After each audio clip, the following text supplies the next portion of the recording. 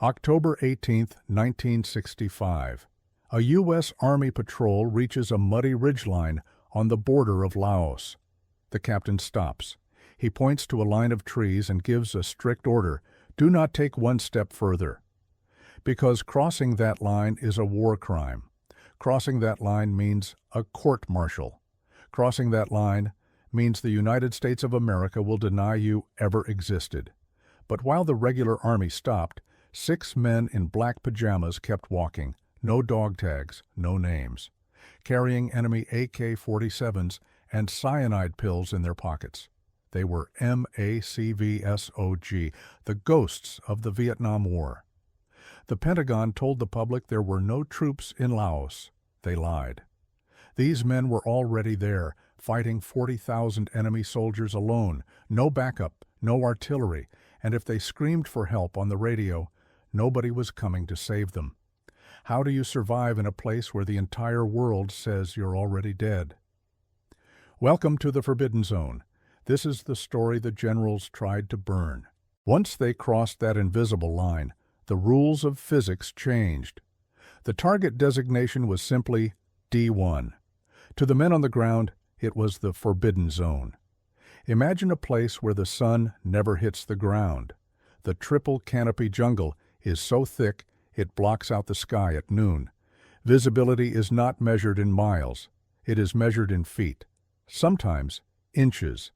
A 6-man team would move through this green hell in absolute silence. No talking, no whispering, only hand signals. A snapped twig sounded like a gunshot.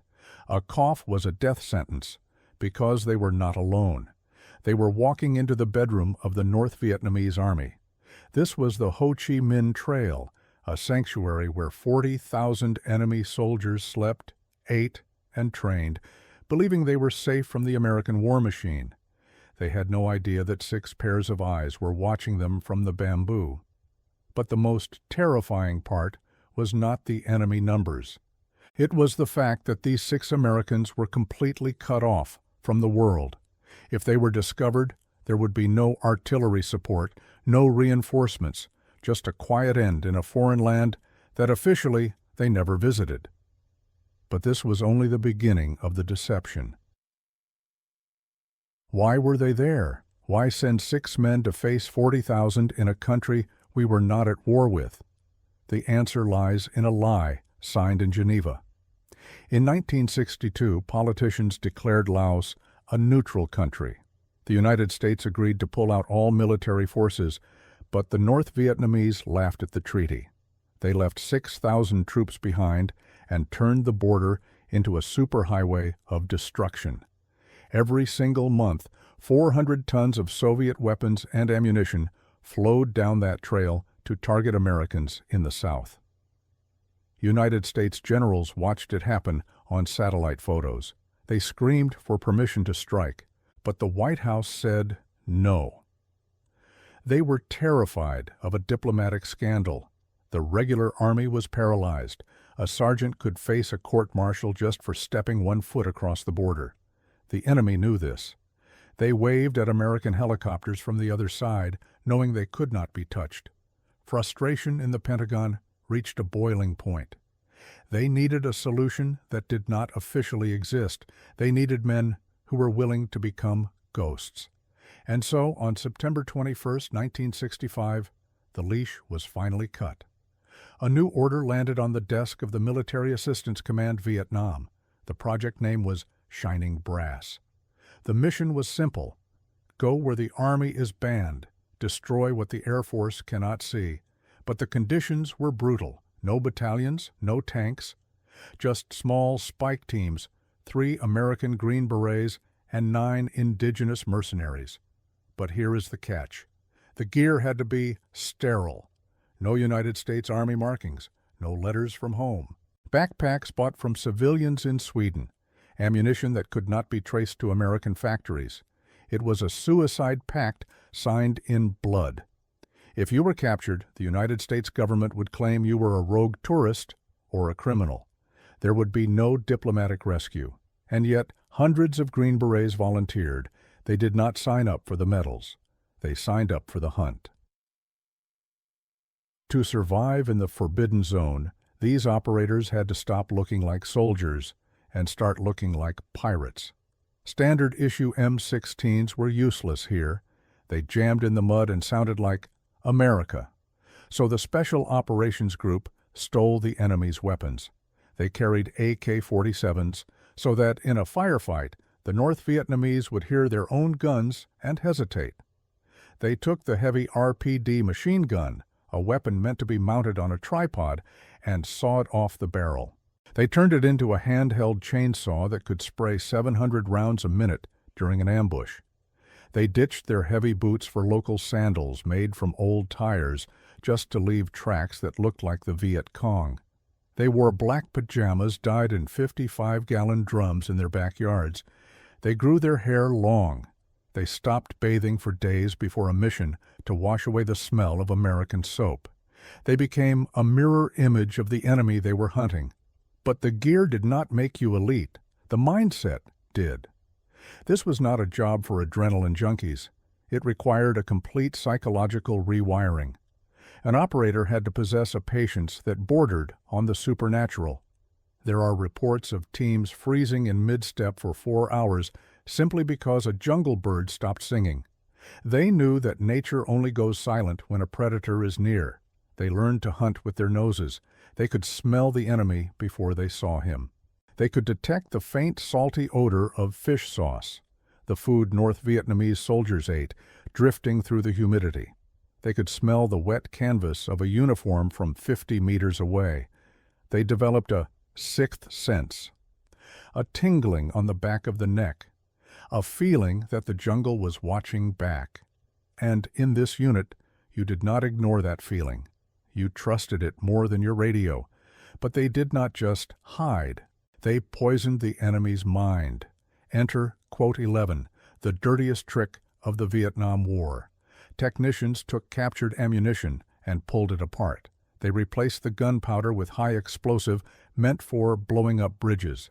Then, teams would sneak into enemy supply caches and plant a single explosive bullet into a random magazine. They would leave without stealing a thing. Weeks later, a North Vietnamese soldier would raise his rifle to fire, and the gun would explode in his face. The psychological impact was devastating.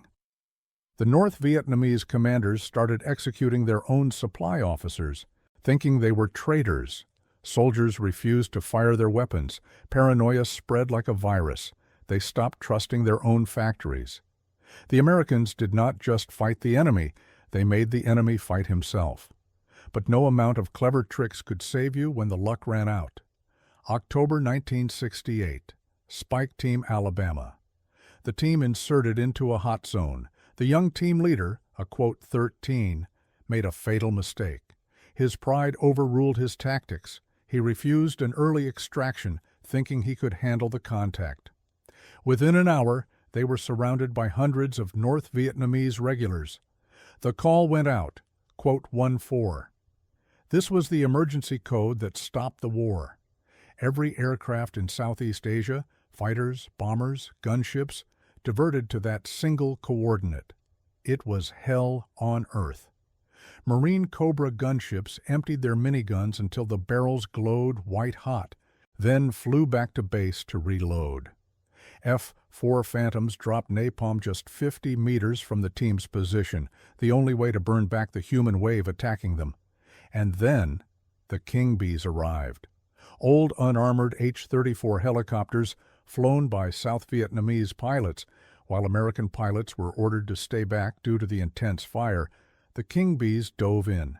They hovered in a storm of green tracers, waiting for the team to grab the skids. It wasn't tactics. It was pure, suicidal bravery. For decades, we thought we were the ones hunting them. But when the war ended, we found the North Vietnamese diaries. They were terrified. The enemy called these operators the men with green faces. They feared them more than the B-52 bombers. You can hear a bomber coming. You can hide in a tunnel. But you could not hear these men. Generals placed a $5,000 bounty on the head of any team leader. In 1960, that was a fortune. They created special counter-recon battalions whose only job was to hunt these six-man teams. They knew that if they found a boot print with a unique tread or a sawed-off cartridge, the ghosts were near. And the silence wasn't empty, it was waiting. Spike Team Alabama survived that day, but they learned the hardest rule of the secret war. Pride leads to tragedy. In the jungle, there is no rank. There is only the quick and the gone. This unit remains the most highly decorated in American history for its size. 12 Medals of Honor. But for 30 years, their citations were classified. Their files were burned. They walked out of the jungle, washed off the face paint, and disappeared back into a society that did not know they existed.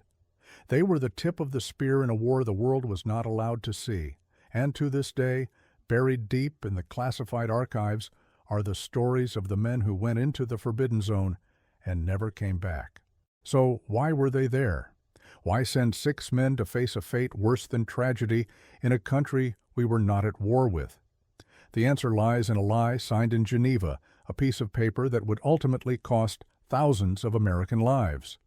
In the year 1962, politicians gathered in Switzerland and declared Laos a neutral country. The United States, playing by the rules of international diplomacy, agreed to pull out all military forces. They withdrew their advisors, their equipment, and their support, believing that honor would be met with honor. But the North Vietnamese? They laughed at the treaty. They viewed that piece of paper not as a binding agreement, but as a strategic smokescreen.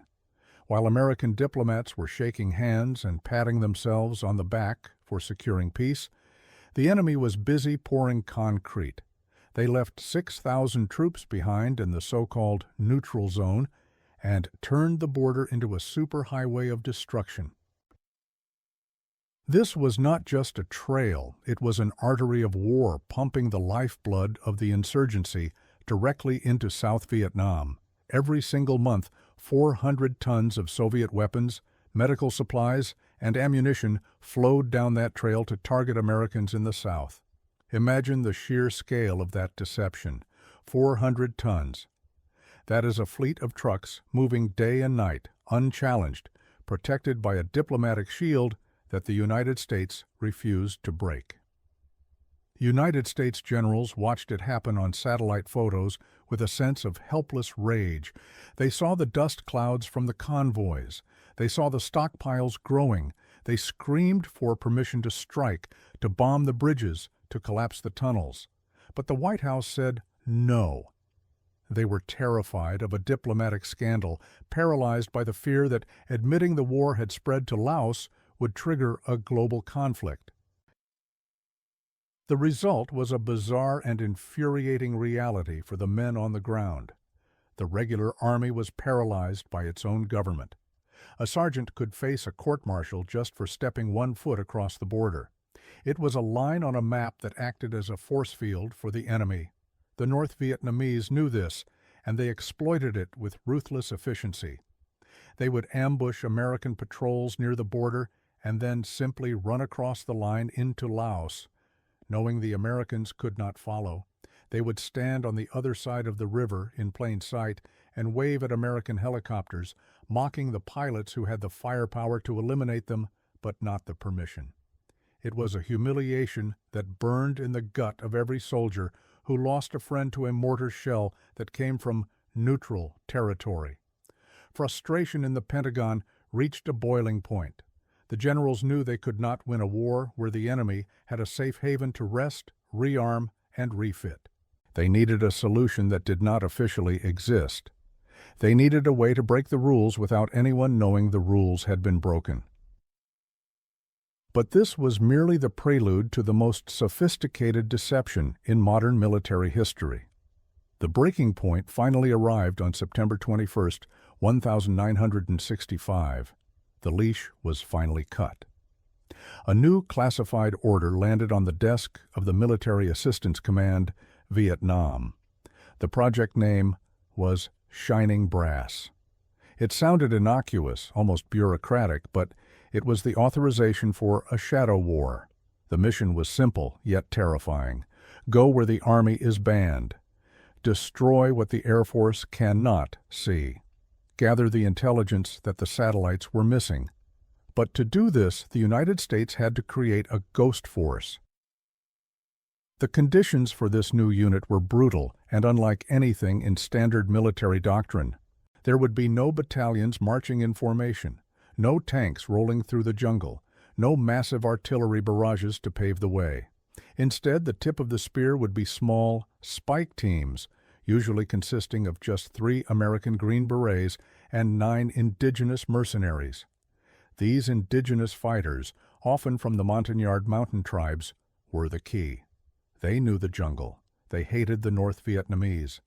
And most importantly, they allowed the Americans to blend in, to look less like an invading army and more like a local guerrilla force. But the true genius and the true horror of Project Shining Brass lay in the equipment. To maintain the illusion that the United States was not in Laos, every single piece of gear had to be sterile. This was known as sheep dipping. Before a mission, an operator had to strip away every shred of his American identity. There could be no United States Army markings on anything, no U.S. stamped on a canteen, no dog tags around the neck, no letters from home in the pocket, no photos of wives or girlfriends, nothing that could prove they were American soldiers. The logistics of this deception were incredibly complex. They could not use standard American rucksacks. Instead, the CIA procured canvas backpacks from civilians in Sweden, a neutral country, so that if a pack was found, it could not be traced back to the Pentagon. They could not use standard issue boots, which left a distinctive tread pattern that NVA trackers could identify in seconds. Instead, they wore local bata boots or sandals made from old tires, leaving tracks that looked identical to the Viet Cong. Even the ammunition was special. They could not use bullets manufactured in U.S. arsenals with batch numbers that could be traced. They had to use untraceable ammunition, often sourced from the international black market or captured stocks. It was a suicide pact signed in blood and silence. The briefing given to these men was chillingly clear. If you were captured, the United States government would not acknowledge you. They would claim you were a rogue tourist, an adventurer, or a criminal acting on your own. There would be no diplomatic rescue mission. There would be no threats from the State Department. You would be on your own, completely and utterly abandoned by the nation you were fighting for. Your family would not be told the truth. They would receive a closed casket, if there was a body to return at all, and a vague story about a training accident or a helicopter crash in South Vietnam. The history books would never know your name. And yet, despite these impossible terms, despite the guarantee of anonymity and the high probability of a tragic end, hundreds of Green Berets volunteered. They flooded the recruitment offices. These were not fresh-faced draftees looking to serve their time and go home. These were career soldiers, the hardest men the Army had to offer. They did not sign up for the medals because they knew they could never wear them in public. They did not sign up for the glory because their victories would be classified for 30 years. They signed up for the hunt. They signed up because they were the un-American warriors, men who had abandoned the regulations and the safety of the big army to test themselves against the most dangerous environment on earth. They were the savage Americans who were willing to wear black pajamas, carry enemy AK-47s, and grow their hair long to blend into the shadows. They were men who preferred the silence of the jungle to the noise of the barracks. They understood that to defeat an enemy who broke all the rules, they had to become men with no rules at all. This was the birth of the jungle ghosts, the men who would take the war to the enemy's doorstep, into the sanctuary where they thought they were safe. But this was only the beginning of their transformation. As they stepped onto the helicopters that would take them across the border, they were leaving behind not just their country, but their very identities. They were becoming something else entirely, apex predators in a war that officially did not exist. To survive in the Forbidden Zone, these operators had to make a choice that went against every single regulation in the United States Army Manual. They had to stop looking like soldiers and start looking like pirates. This was not a fashion statement. It was a matter of Darwinian survival in a jungle that wanted them gone. The standard issue equipment provided by the Pentagon, the gear designed by engineers in air-conditioned offices in Washington, was worse than useless. It was a death sentence.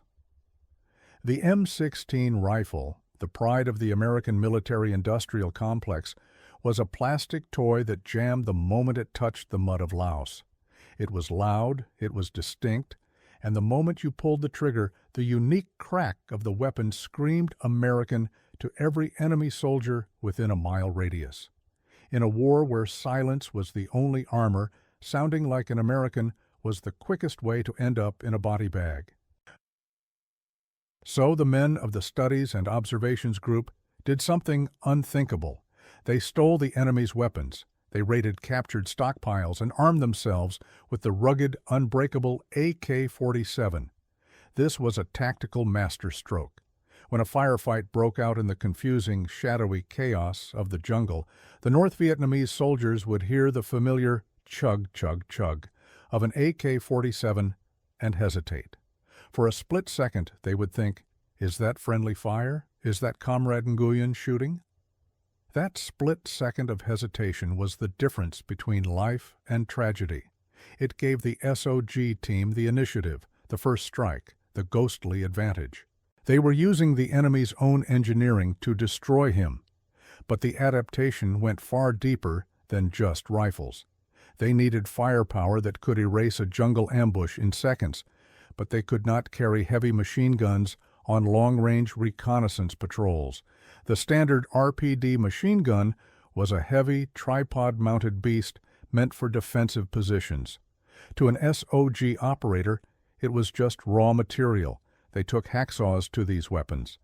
They sawed off the long, heavy barrels right down to the gas tube. They chopped off the wooden stocks. They stripped away the bipods. What remained was a terrifying, snub-nosed, .6. It spit out 700 rounds of heavy Soviet lead a minute. It was uncontrollable for a normal man, but these were not normal men. In an ambush, the point man would unleash a wall of fire that physically cut the jungle in half, terrifying the enemy into thinking they had walked into a company-sized force, when in reality it was 6 men with sawed-off guns. But this was merely the first layer of their physical transformation. The transformation extended to their very footprints. The standard American jungle boot was a marvel of durability, but it had a fatal flaw. The tread pattern was unique. A North Vietnamese tracker could spot a _9_ sole print in the mud from 50 meters away. It was like leaving a calling card that said, _10. So SOG operators ditched the boots. They went into the local markets and bought simple sandals made from old recycled truck tires. These were the same shoes worn by the Viet Cong. When an SOG team moved through a trail, their tracks looked exactly like the tracks of the enemy. An NVA patrol could walk right over a fresh set of SOG footprints and never even break stride, believing that one of their own squads had just passed through. Some operators went even further. They taped carved blocks of wood to their soles to mimic the barefoot print of a peasant, or they wore socks over their boots to soften the edges of the print. They were erasing themselves from the earth as they walked. The visual deception was total. They took the standard olive drab fatigues and threw them into 55-gallon drums filled with black dye in their backyards. They boiled the uniforms until they were the color of midnight, matching the _12_ worn by the peasant guerrillas. They stopped shaving. They grew their hair long and matted. And perhaps the most repulsive yet necessary tactic of all, they stopped bathing. For days, sometimes weeks before a mission, they would live in their own filth. They ate local food, rice, fish, garlic, to change the chemical composition of their sweat. The American diet, rich in beef, milk, and processed sugar creates a distinct body odor that a jungle-hardened enemy can smell from 100 yards away. To the North Vietnamese, Americans smelled like, quote, 13. To hunt the wolf, they had to smell like the wolf. They washed their clothes in river water without soap. They rubbed rotting vegetation on their skin. By the time they stepped onto the helicopter, they were indistinguishable from the swamp itself. They became a mirror image of the enemy they were hunting, a dark reflection that could walk among them unnoticed. But the gear, the guns, and the smell, that was just the costume. It did not make you elite, the mindset did. This was not a job for adrenaline junkies or glory hounds. It required a complete, traumatic, and irreversible psychological rewiring of the human brain. To operate in the Forbidden Zone, an SOG operator had to possess a patience that bordered on the supernatural, a stillness that was almost reptilian. We are talking about men who could override the basic human instinct to move, to scratch an itch, to shift a cramping leg. There are declassified after-action reports of teams freezing in mid-step, 1 foot off the ground, and holding that position for 4 agonizing hours. Why? Because a single jungle bird had stopped singing. To a civilian, a silent jungle is peaceful. To an SOG operator, a silent jungle is screaming a warning. They knew that nature only goes silent when a predator is near. If the bird stopped, it meant a tiger was stalking, or worse, a North Vietnamese patrol was pushing through the brush. So they froze. They became statues of flesh and blood, slowing their breathing, lowering their heart rates, becoming part of the landscape until the threat passed. They existed in a state of hyper-awareness that is impossible to describe to anyone who has not stared death in the face for weeks on end. This heightened state of being unlocked senses that modern humans have forgotten they possess. They learned to hunt with their noses, treating the air like a map. They could smell the enemy long before they saw him.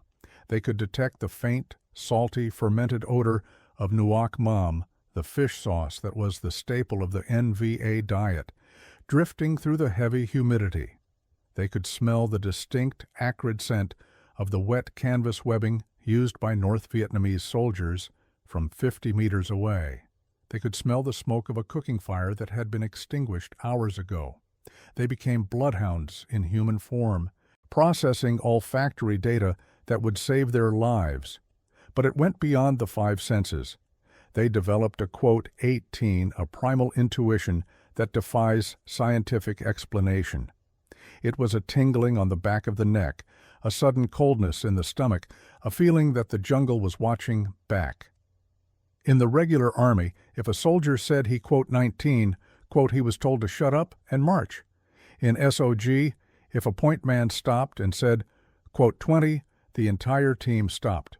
No questions asked. They trusted that gut instinct more than they trusted their maps, their intelligence reports, or their radios. That instinct was the subconscious mind processing a million tiny details. A broken spider web, a slightly crushed leaf, a lack of insect noise, and screaming, quote, 21 before the conscious mind could catch up. This psychological dominance extended to how they viewed the enemy. They stopped fearing the North Vietnamese and started studying them with the cold detachment of a scientist studying a virus. They knew the enemy's habits better than the enemy knew themselves. They knew that NVA soldiers were creatures of habit who patrolled the same trails at the same times.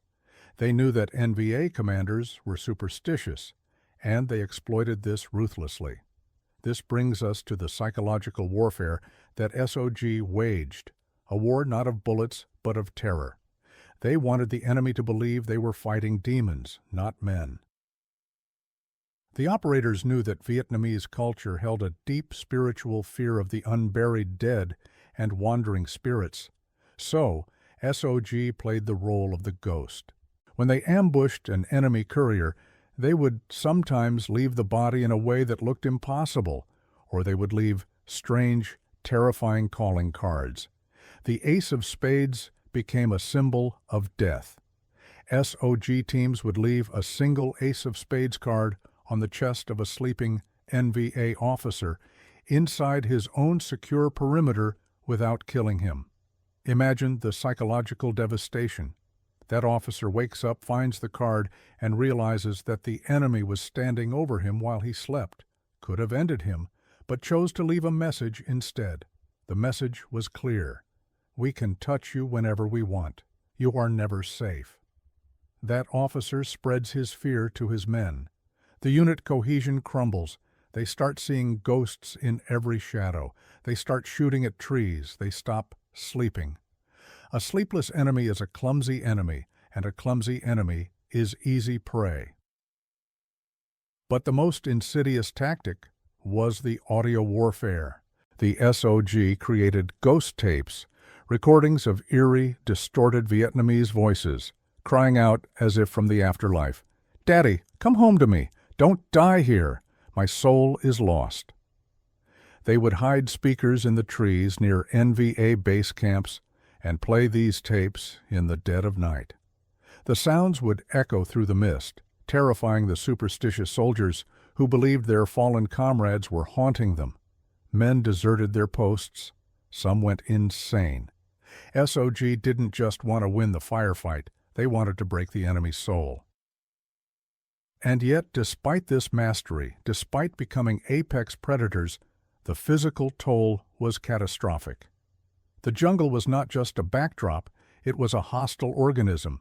It ate them alive. The humidity caused their skin to rot. Leeches the size of fingers would latch onto their eyelids and lips. Fungal infections would consume their feet. They lost so much weight on missions that their families wouldn't recognize them. But they didn't care. The discomfort was just another signal that they were alive. They had transcended the need for comfort. They were living on a plane of existence where the only thing that mattered was the mission and the man next to them. This bond, the brotherhood of the damned, was the final piece of the puzzle. In the Forbidden Zone, rank meant nothing. A lieutenant listened to a sergeant if the sergeant had more time in the bush. A captain would take point if he felt he was the sharpest that day. They were a tribe. They moved like a single organism, 6 parts of one deadly machine. They communicated with a flick of a finger, a nod of the head, a look in the eyes. They knew each other's breathing patterns. They knew how their teammates walked. They loved each other with a ferocity that is only found in men who stand together on the edge of the abyss. And when one of them fell, the rage that followed was apocalyptic. There are stories of SOG teams refusing to leave a body behind, fighting for days against battalion-sized elements just to bring home the remains of a brother. Quote 3-2 was not a slogan. It was a religious vow. Because in a war where their country denied their existence, where the world didn't know their names, they were all they had. They were the ghosts of the jungle, the phantoms of the secret war, and they were the most lethal warriors the United States has ever produced. But even ghosts bleed, and as the war dragged on, the enemy began to adapt. The NVA learned. They realized that these green faces were men, not demons, and they began to hunt the hunters. The game was evolving, and the stakes were rising. The Forbidden Zone was about to become a graveyard, and the SOG teams were walking straight into the open jaws of a trap that had been set just for them. But that is where the true test of their rewired minds would begin. Because when the demons come for you, you don't run, you smile, and you reload. However, hiding was not enough. To truly own the battlefield, they needed to dominate the psychological landscape and poison the enemy's mind from the inside out. Enter quote _0 __, the single dirtiest, most devious trick of the entire Vietnam War. The brilliance of this operation was that it did not require a single American soldier to pull a trigger. Technicians at the CIA and SOG Logistics took thousands of rounds of captured communist AK-47 ammunition and painstakingly pulled them apart in secret laboratories.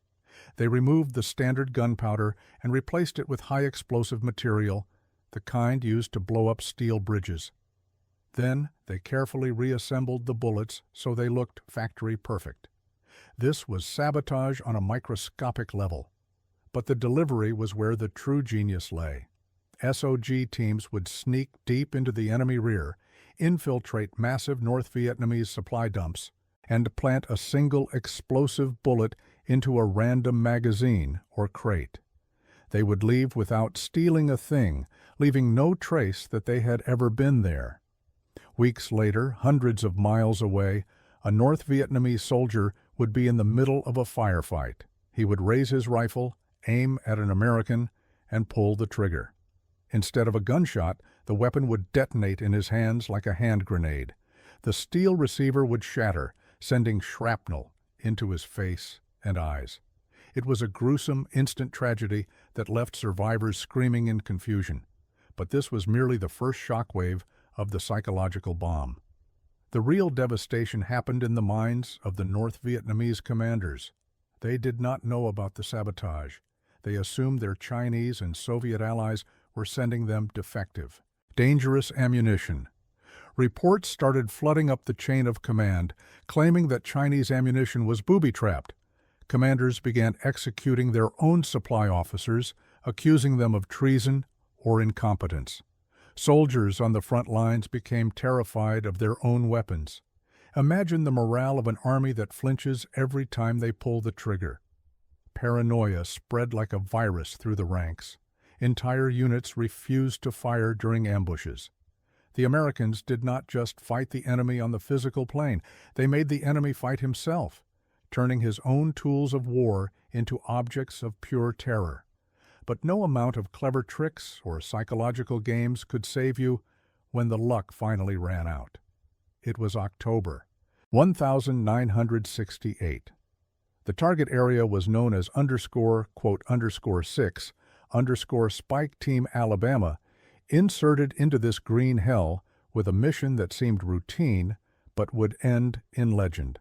The young team leader, a _7 in SOG terminology, made a fatal, arrogant mistake. His pride overruled his tactics. After making initial contact with a small enemy patrol, he refused an early extraction, believing his 6 men could handle the situation. He wanted the body count. He wanted the glory. But he forgot that in Laos, the jungle has eyes. Within 1 hour, the trap snapped shut. They were not fighting a patrol. They were surrounded by hundreds of North Vietnamese regulars from a hardened infantry regiment. The call went out over the radio, a code word that stopped the hearts of everyone listening in the Tactical Operations Center. Quote 9. This was the emergency code that stopped the entire war. It meant a recon team was about to be overrun and annihilated. Every aircraft in Southeast Asia, Air Force F-4 Phantoms, Navy Sky Raiders, Marine Cobra gunships, immediately diverted to that single coordinate. It was hell on earth. The sky turned black with aviation fuel smoke. Marine Cobra gunships dove in at treetop level, emptying their miniguns until the 6 barrels glowed white-hot and the mechanisms jammed from the heat. They flew back to base, reloaded, and returned within minutes. F-4 Phantoms dropped napalm canisters just 50 meters from the team's position, a distance so close it singed the eyebrows of the Americans. It was the only way to burn back the human wave of enemy soldiers who were charging with bayonets fixed. And then, when all seemed lost, the King Bees arrived. These were old, rattling, unarmored H-34 helicopters, flown not by Americans but by South Vietnamese pilots. While American pilots were under strict orders to stay back due to the intense wall of anti-aircraft fire, the King Bees ignored every safety regulation in the book. They dove straight into the storm of green tracers. The lead pilot, a man whose name should be carved in granite, hovered his shaking machine 10 feet off the ground while bullets punched holes through the fuselage. He waited.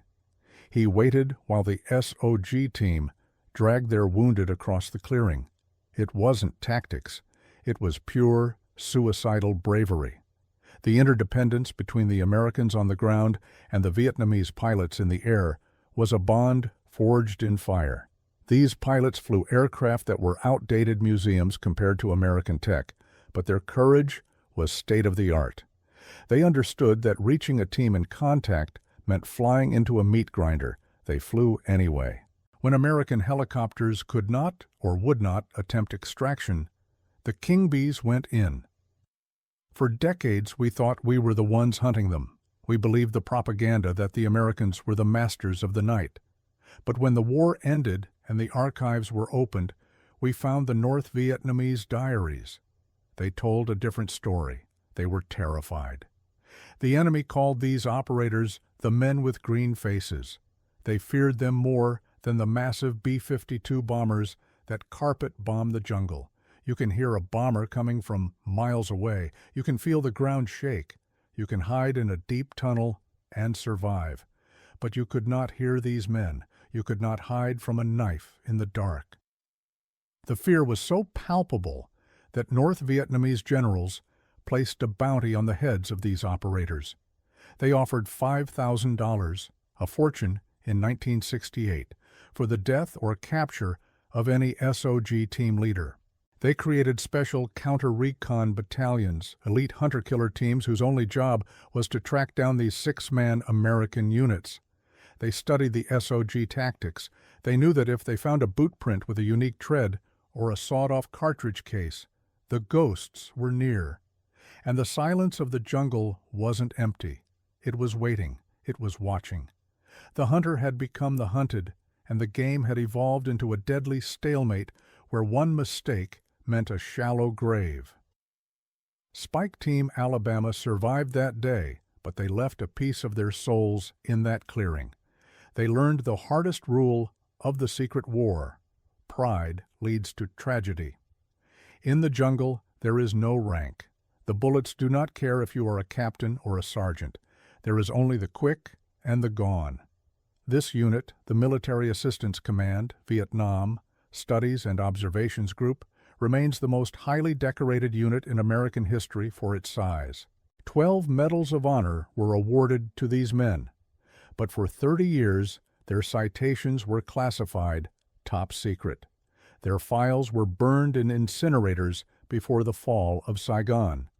They walked out of the jungle, washed off the face paint, and disappeared back into a society that did not know they existed. They were the tip of the spear in a war the world was not allowed to see. They were men who lived in the shadows and died in the silence. And to this day, buried deep in the classified archives of the Pentagon, locked away from the public eye, are the stories of the men who went into the Forbidden Zone and never came back. Their legacy is not written in history books, but whispered in the halls of Fort Bragg, a testament to the price of being the best. The war is over, but for the ghosts, the mission never truly ends.